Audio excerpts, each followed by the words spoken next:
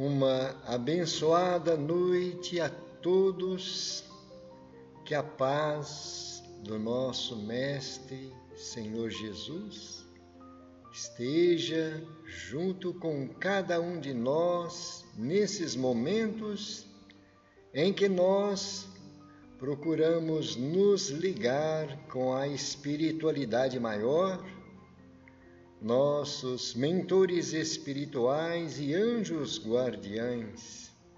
Sejam bem-vindos todos que buscam o conhecimento da doutrina espírita.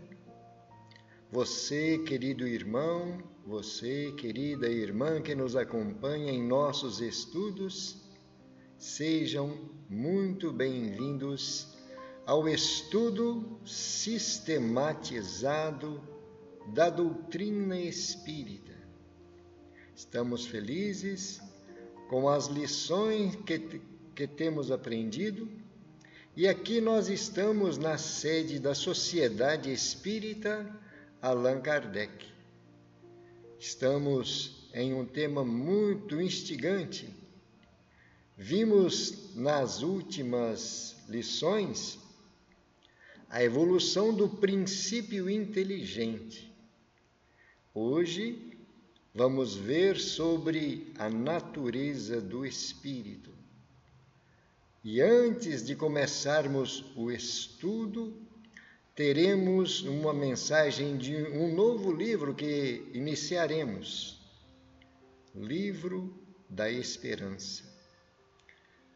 E para iniciar nossas atividades, vamos fazer uma prece, confiando nesses amigos espirituais, confiando nas equipes trabalhadoras da seara de nosso Senhor Jesus Cristo. E vamos pedir ao companheiro Alexandre para fazer a prece. Por favor, Alexandre. Oremos, Pai, pelas nossas almas, pelas pessoas encarnadas ou desencarnadas, pelos sofrimentos que estão passando na cordilheira do Himalaia, Nepal, sofrimento, aquela catástrofe natural. Oremos a todas as pessoas nos hospitais e para nós com muita gratidão, muita paz, amor e sabedoria.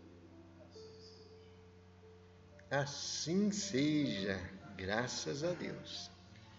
E vamos agora iniciar a leitura desse livro com uma mensagem que está no prefácio do livro, Livro da Esperança. A autoria do livro é Emmanuel. O Espírito Emmanuel nos traz estas mensagens através da psicografia de Francisco Cândido Xavier, Chico Xavier para os íntimos. Livro da Esperança. Leitor amigo, este livro, gravitando em torno do Evangelho, segundo o Espiritismo, cujas consolações e raciocínios pretende palidamente refletir, não tem outro objetivo senão convidar-nos ao estudo das sempre novas palavras de Cristo. Muitos homens doutos falaram delas através do tempo e alguns deles, de certo, com a melhor intenção, alteraram-lhes de algum modo o sentido para acomodá-las aos climas sociais e políticos em que vivem. Os Espíritos do Senhor, que são as virtudes do céu, entretanto, voltaram a interpretá-las em sua expressão pura e simples, reafirmando-nos que hoje, quanto ontem, é possível a cada um de nós ouvir Jesus no âmago da alma a repetir-nos com segurança: Aquele que me segue não anda em trevas. Das esferas superiores, tornaram os mensageiros da providência divina, asseverando que ele vive para sempre junto de nós, sem desesperar de nossas fraquezas. Mestre abnegado repete indefinidamente a mesma lição milhares de vezes. Orientador, dá-nos serviço e aponta-nos o rumo certo na estrada a palmilhar. Amigo, compreende-nos as faltas e incorreções, sem privar-nos do auxílio. Companheiro, caminha conosco, alentando-nos os sonhos, multiplicando-nos as alegrias das horas sem nuvens e enxugando-nos as lágrimas nos dias de provação e desalento, sem humilhar-nos à pequenez. Peregrinos da evolução, que todos ainda somos, os que lutamos por regenerar-nos, melhorar-nos e aprimorar-nos na Terra, na condição de encarnados e desencarnados. Ouçamos com Allan Kardec a explicação clara dos princípios evangélicos que nos certificam de que ninguém está desamparado, que todos os homens são filhos de Deus e que nenhum é órfão de consolação e ensinamento, desde que se apresente nas fontes vivas da Boa Nova, de espírito renovado e coração sincero. É por isso, leitor amigo, que em nos associando aos teus anseios de sublimação, que se nos irmanam na mesma trilha de necessidade e confiança, diante do primeiro centenário do Evangelho segundo o Espiritismo, nós te rogamos permissão para nomear este livro despretensioso, de servidor reconhecido como sendo livro da esperança. Emmanuel, cidade de Uberaba, 18 de abril de 1964. Maravilhoso, e foi no centenário, quando estava fazendo 100 anos do lançamento do Evangelho segundo o Espiritismo. Não é isso? E então, vamos ter as orientações de Emmanuel, as reflexões de Emmanuel nas próximas mensagens, comentando sobre o Evangelho segundo o Espiritismo. E agora nós vamos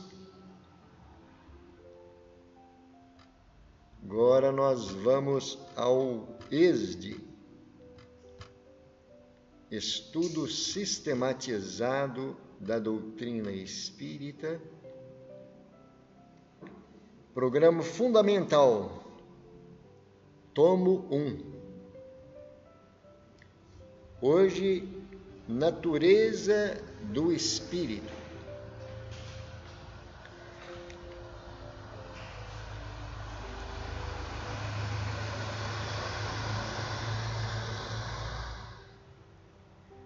Existem poucas informações a respeito da natureza do espírito.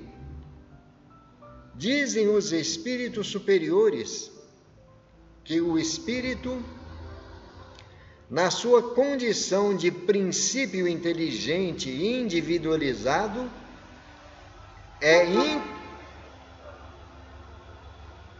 Vou repetir. Dizem os espíritos que o espírito... Me perdi agora.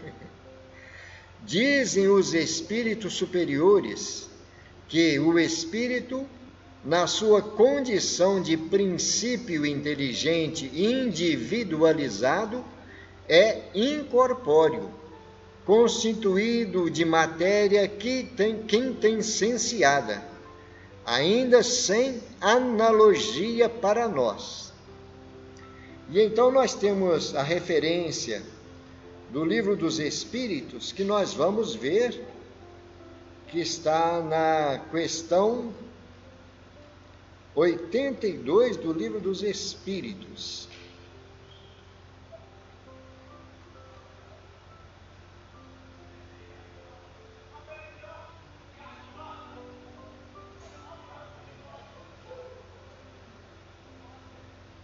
Será certo dizer-se que os espíritos são imateriais? A pergunta muito clara que Allan Kardec faz, né? Imateriais, quer dizer, não matéria. Tudo que nós conhecemos de matéria, eles são o oposto, né? Mas olha só a resposta que tem os espíritos. Como se pode definir uma coisa quando faltam termos de comparação e com uma linguagem deficiente? Pode um cego de nascença definir a luz? Imaterial não é bem o termo.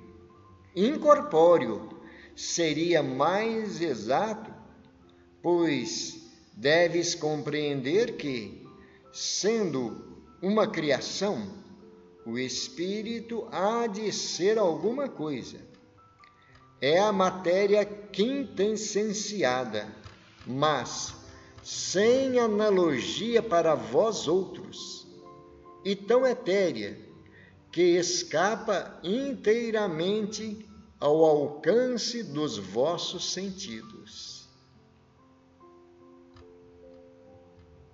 Vamos ver o comentário de Allan Kardec, que clareia mais ainda para nós a resposta. Palavras de Allan Kardec. Dizemos que os espíritos são imateriais porque, pela sua essência, diferem de tudo o que conhecemos sob o nome de matéria. Um povo de cegos careceria de termos para exprimir a luz e seus efeitos. O cego de nascença se julga capaz de todas as percepções pelo ouvido, pelo olfato, pelo paladar e pelo tato. Não compreende as ideias que só lhe poderiam ser dadas pelo sentido que lhe falta. Nós outros somos verdadeiros cegos com relação à essência dos seres sobre-humanos. Não os podemos definir senão por meio de comparações, sempre imperfeitas ou por um esforço de imaginação. E aí? Dá para nós ter uma noção do que Allan Kardec está dizendo, assim como também os espíritos, né? Não, o ponto-chave é que nós não temos sentidos. Eu acho assim, que é o mais grosseiro que ele pode chegar é uma fumaça. Parecido, né? Assim, pelo que Allan Kardec falou, eu imagino, a minha imaginação. Por isso que ele está falando aqui, nós somos cegos em relação a essa natureza. Entendeu? Nós não temos meios de analisar, porque os nossos sentidos não permitem. Muito grosseiro o nosso sentido para analisar uma coisa tão sutil que... Eu imagino assim, eu vejo o espírito quando eu sou espírito, por exemplo, quando eu estou dormindo. Perfeito. Mas mesmo assim, Ele sempre está forçando a palavra séria, reforçando no sentido material também. Nós somos cegos de conhecimento. Exatamente. Mas, Wando, você falou sobre quando nós estamos em desdobramento. Pois é, mas aí nós vamos fazer uma outra análise nessa vertente de raciocínio. Quando nós estamos em desdobramento, estamos no nosso corpo espiritual. E nós temos somente o conhecimento das coisas materiais. Nós não temos a percepção do que está além. Somente um espírito de alta envergadura é capaz de perceber a essência do espírito, não é? Nós temos assim, por exemplo, uma comparação que o corpo espiritual, que é o perispírito, é uma matéria mais rarefeita, é semimaterial. Aí fica mais próximo do nosso entendimento. Mas o espírito em si nós não temos condições ainda, né? Isso não vale para nós, somos seres humanos com matéria. O amor deixa a pessoa cega. O lado emocional deixa a pessoa cega. Ele age com emoção sem ter um conhecimento da razão, né? Fica livre e faz uma besteira. É o que mais acontece. Nesse sentido tem a explicação do nós material, né? Que nos diz o outro. Porque aqui no final ele finaliza: nós outros somos verdadeiros cegos com relação à essência dos seres sobre-humanos. Sobre-humanos, o que está fora, né? Acima da humanidade. Com humanos também. Você pode inverter o sentido da palavra. Mas pelo que ele está colocando em foco, é a natureza do espírito. Por exemplo, nós vimos o perispírito, já começamos a estudar o perispírito, mas o espírito em si não tem ainda o material para nós entender. Né? Uma questão polêmica. Já tem muitos livros que tem aparição e tudo, aí vem o estudo que gasta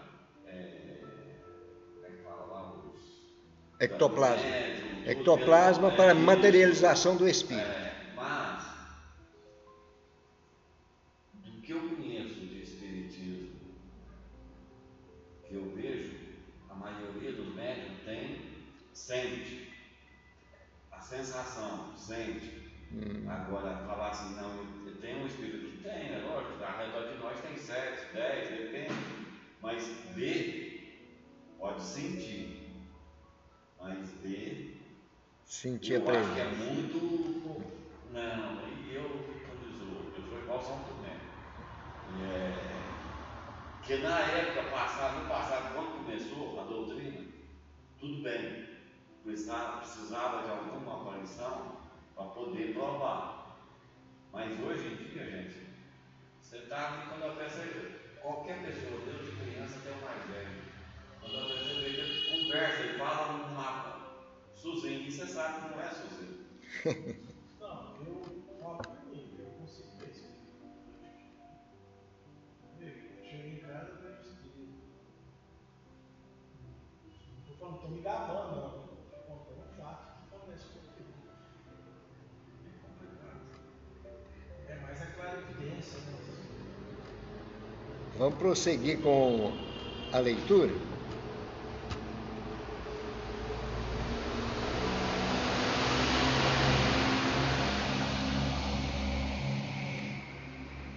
A forma dos espíritos é também para nós indefinida. Podemos compreendê-lo como uma chama, um clarão ou uma centelha, tendo uma coloração que vai do escuro e opaco a uma cor brilhante, qual a do rubi, de acordo com a sua menor ou maior pureza. Aqui, por isso é que nós temos que raciocinar e fazer, como Allan Kardec falou, em termos de comparação, não é uma definição. Para a nossa percepção, se nós conseguimos enxergar o espírito Quando o Alexandre fala que enxerga o espírito, quem enxergando é o corpo espiritual do espírito, é o perispírito. Não é o corpo, não é o espírito em si. Né? Quando o vidente fala assim, eu estou vendo o espírito fulano, está aqui trazendo essa mensagem, ele está vendo o perispírito, o corpo espiritual. Aqui é a essência do ser. Aqui nós estamos estudando, procurando entender a essência do ser. Né? Por isso que está dizendo aqui, ó, nós vamos lá no livro dos Espíritos, está indicando aqui o livro dos Espíritos. Vai ser na questão, me parece que é 88. Pergunta 88. 88 do livro dos Espíritos. Deixa eu confirmar aqui. Deixa eu encontrar aqui para me ter certeza, que eu deixei marcado aqui, aqui ó, 88. Forma e ubiquidade dos Espíritos. Livro dos Espíritos, questão 88. Lê a pergunta e depois o Vando lê a resposta. Os espíritos têm forma determinada, limitada e constante?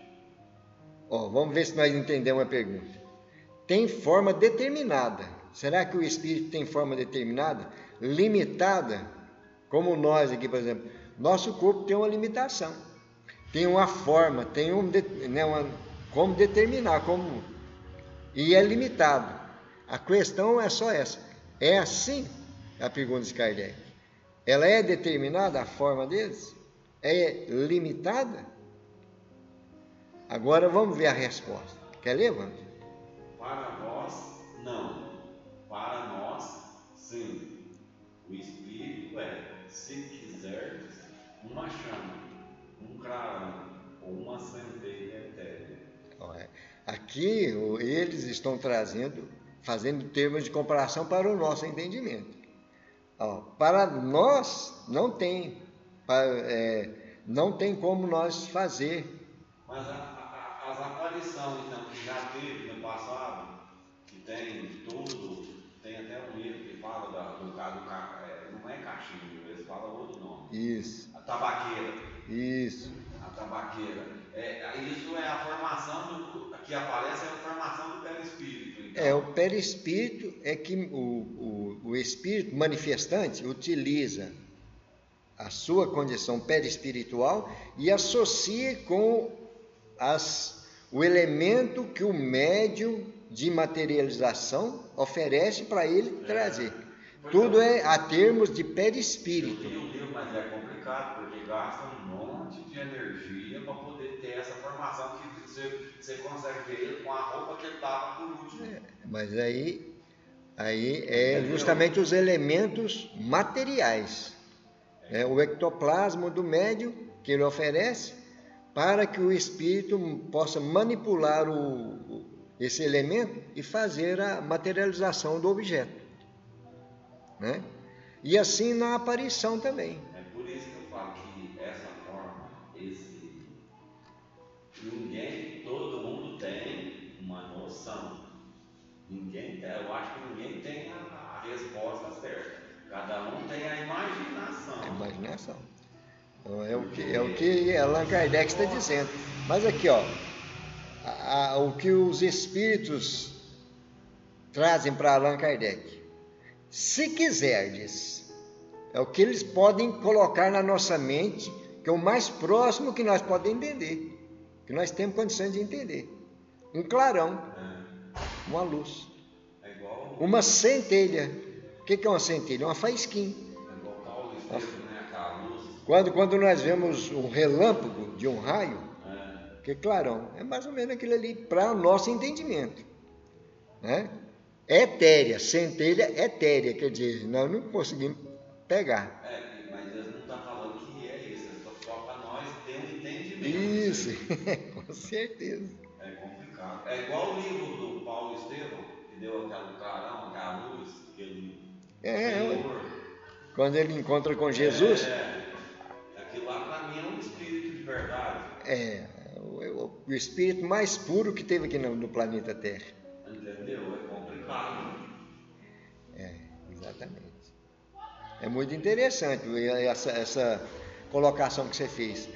quando Jesus manifestou a Paulo de Tarso, ele irradiou uma claridade para despertar em Paulo a sua consciência do que ele estava fazendo. Concorda? E então, é uma irradiação, é a claridade que nosso Senhor Jesus Cristo, mas não, vamos fazer um parêntese aqui, não é total claridade, não é a totalidade da luz de Jesus.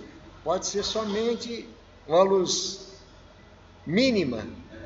E é onde é que eu quero chegar, do espiritual no corpóreo. Tanto Paulo ficou quase cego. Agora imagina nós. Não, ele ficou cego. Entendeu? Ficou cego, né? Com Ananias é que foi. Luz, e pode ser uma claridade pequena. Exatamente. Então, você está falando isso do canal mínimo, então vou entrar na igreja na parte católica. É igual nossa senhora, quando apareceu para aqueles 3 meninos, né?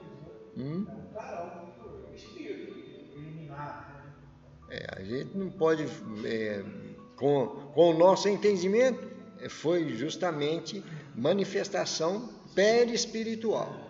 Né? É igual nós não tem a certeza, nós temos uma, é igual lá também. Não pode, não, desculpa, tem uma outra condição que pode ser. Não só perispiritual, ela pode ter se materializado. Né?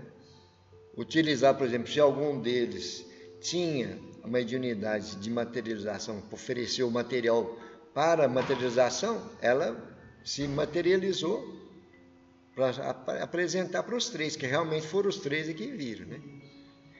Vamos ver a subpergunta aí? Essa chama com certeza tem cor? Então tá simples isso aí, tá bem claro, né? Tem cor? Vamos ver a resposta. Tem uma coloração que para vós vai do colorido escuro e opaco a uma cor brilhante, qual a do rubi, conforme o espírito é mais ou menos puro. Lá vai começando a trazer mais esclarecimento. Agora tem um comentário de Kardec aqui, Vando, pode ler, por favor. Representam-se de ordinário os gênios com uma chama ou estrela na fronte. É uma alegoria que lembra a natureza essencial dos espíritos. Colocam-na no alto da cabeça, porque aí está a sede da inteligência. Então nós estamos lembrando o que o Alexandre falou sobre os santos da Igreja Católica. Eles colocam na figura do santo uma auréola, né? Então aquilo ali justamente sobre a cabeça, porque é a fonte da inteligência. Você tem que exatamente sobre seres mais evoluídos. Exato. Que eles também têm. Com certeza. De iluminar mais aqui. Conforme seja mais ou menos puro. Agora falando e conversando, toda uma pessoa que quando você vê que vai passar um filme, ou uma série, ou alguma coisa, que já morreu, eles colocam a pessoa com aquela auréola, como diz o outro, já no plano espiritual. Exatamente. Trazendo a ideia de que é um espírito superior, né? Para nós pode ir do colorido escuro e opaco, conforme, se for opaco é porque o espírito é inferior, né? A uma cor brilhante, quanto mais luminoso, mais. Essa agora é uma das do espiritismo, assim, do espírito, é uma coisa que acho que todo espírita sabe, né? É luz, é do bem. Eu sempre falo assim, né? É escuro. Muito bem. Agora essa sua pergunta aqui, eu acho que tá, essa outra pergunta, acho que está na próxima. Vamos ver qual vai ser a que está falando da locomoção dos espíritos.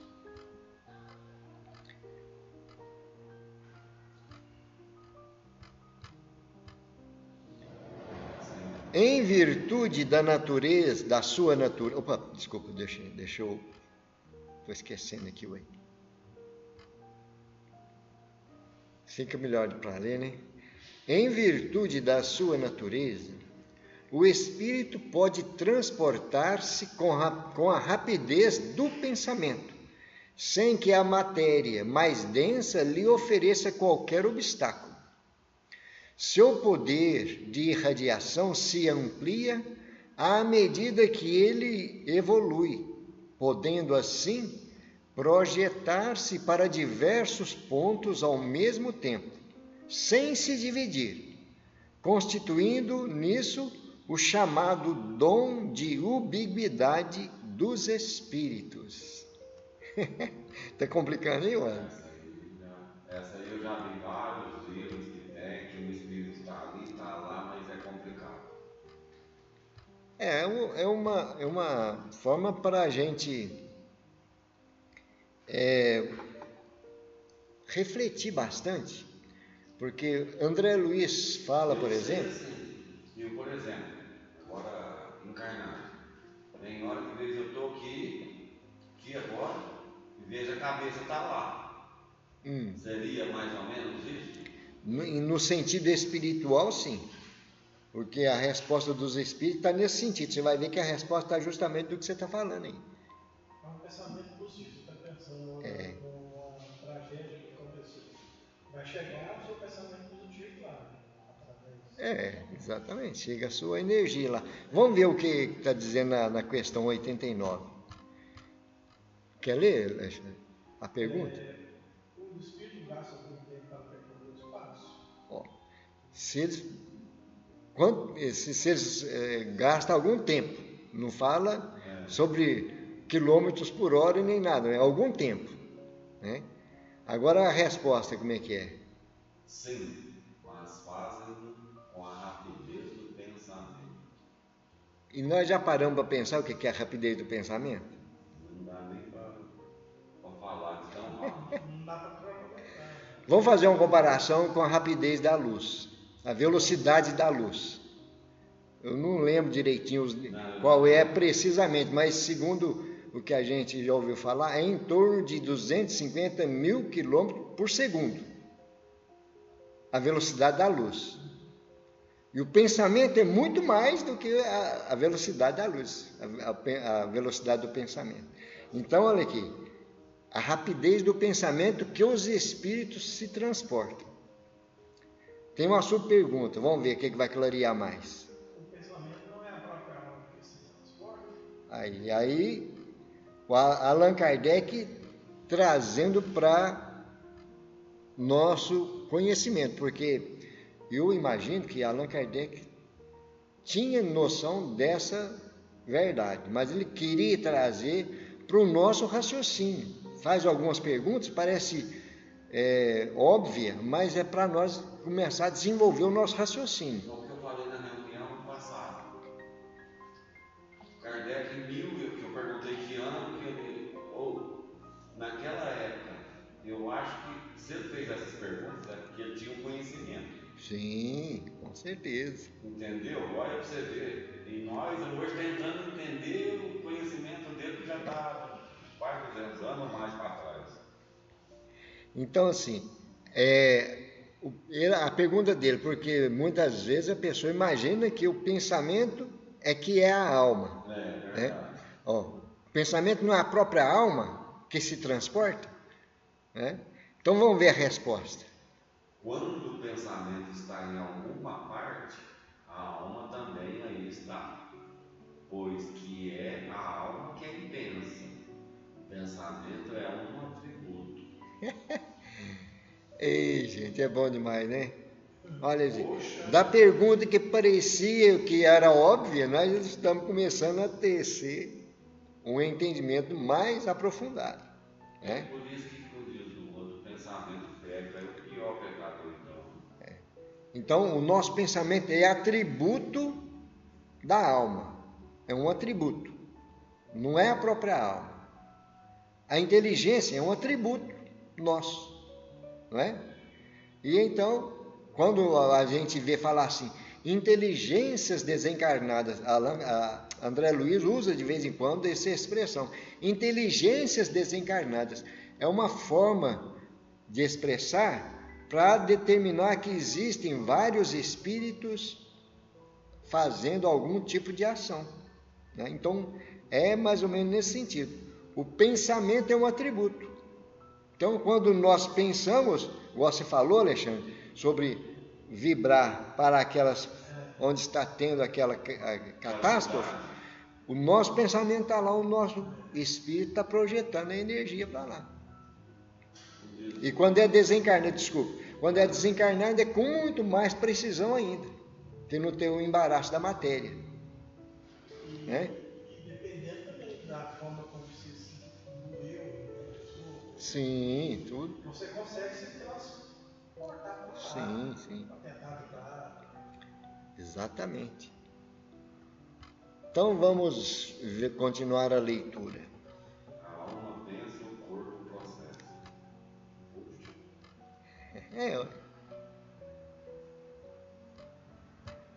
Uai, será que essa foi a última? Foi. Acabou, né? Acabou. E o próximo é qual? Hein? E o próximo é Não, qual? o nome do próximo tem aqui, quer ver? É umas. Pode marcar. Vamos ver aqui, cadê o êxito? Está aqui. Natureza do Espírito. É uma. Aqui, ó, umas colocações que nós já estudamos, então recapitulando o que nós estudamos, entendeu? Pode ver que tem uns 2 ou 3 quadros desse aqui na sequência, tem não?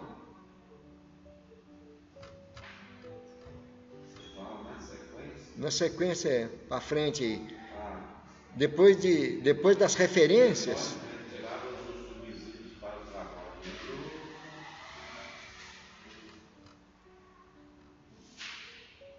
Não tem não, hein? Pode ser por causa da edição, às vezes nessa edição não saiu. É onde tem. Uma página para frente. É isso aí. Podemos dizer que os elementos necessários da vida. É só uma recapitulação. Para nós fixar a ideia daquilo que foi estudado. Né? Então agora nós vamos às nossas vibrações. Para que nós possamos aproveitar esse ambiente, essa energia na nossa casa de oração, que também para nós é um hospital, além dessa maravilhosa escola. Quantas luzes nós temos recebido, né? Quantos esclarecimentos aqui na Sociedade Espírita Allan Kardec. Eu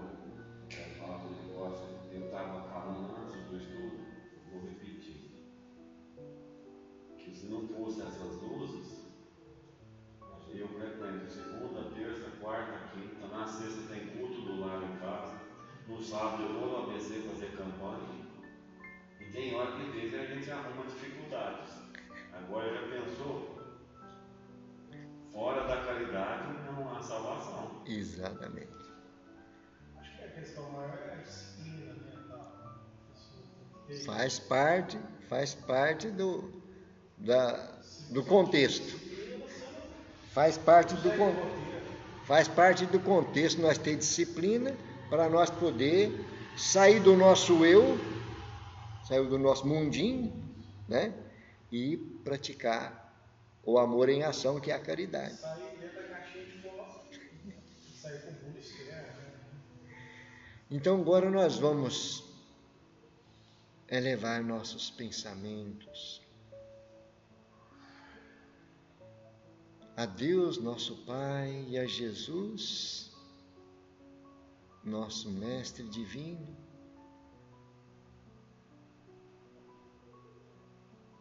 Sabemos que os nossos irmãos desencarnados que nos acompanham, muitos pela primeira vez, recebendo estes esclarecimentos, pedindo aos nossos mentores que nos ajudem a doar algo de nós para os irmãos sofredores, seja encarnados ou desencarnados. e mentalizando nosso Senhor Jesus Cristo a irradiar as luzes, o magnetismo transformador sobre todos os necessitados.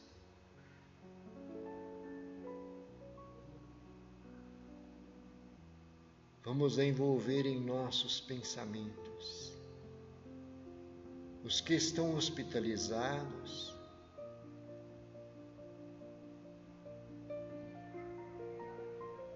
os seus leitos de provações,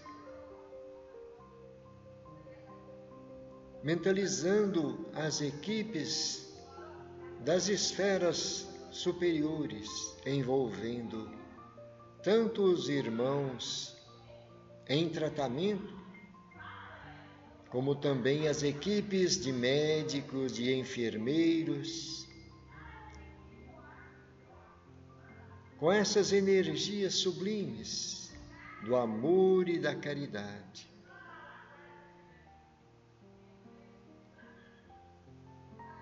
E também envolvendo aqueles que estão em tratamento nas clínicas, procurando se libertar do uso das drogas, do alcoolismo.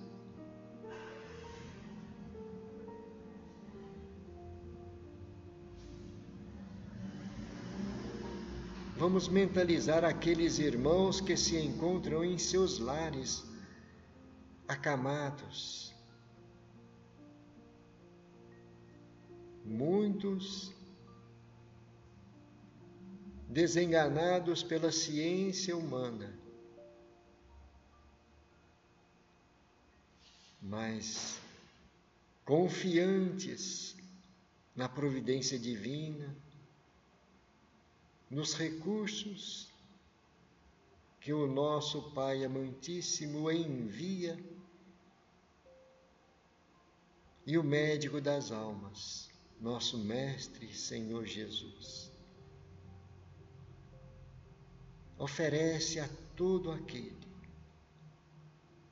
que crê, que confia e que se resigna diante das leis divinas, lembrando as próprias palavras de Jesus: vinde a mim todos vós que sofreis, todos vós que vos achais sobrecarregados e oprimidos, eu vos aliviarei. Senhor Jesus, nosso sentimento de confiança, a nossa fé, a certeza de que jamais estamos desamparados, nos sustenta em nossos momentos de dificuldade, de desafios, e nós, envolvidos por esta energia sublime, queremos oferecer o nosso pensamento e o nosso sentimento fraterno para serem manipulados pelos bons espíritos os recursos necessários, juntamente com os fluidos puros e transformadores que descem sobre nós das esferas mais altas, pedindo a tua bênção, o teu amparo.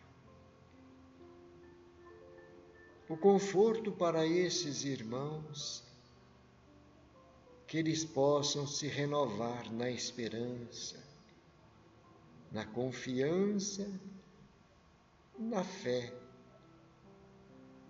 e a tua paz permaneça em cada coração, Senhor.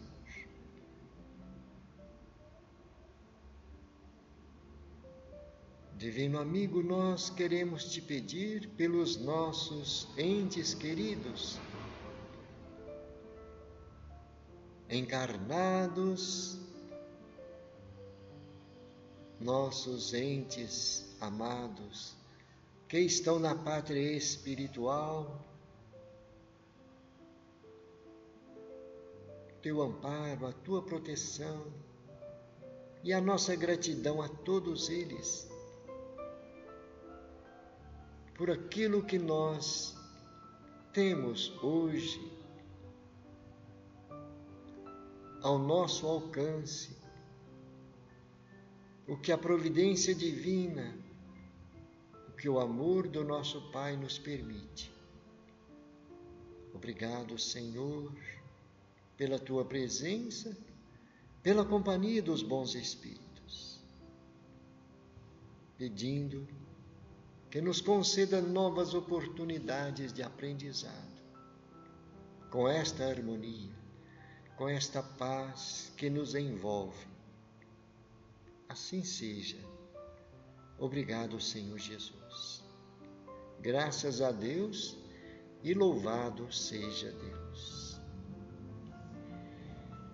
Queridos irmãos e queridas irmãs, finalizamos aqui o nosso estudo da noite, as nossas reflexões, pedindo a Deus e a Jesus que possa iluminar todos os lares, todos os corações. Gratidão a todos, muita paz.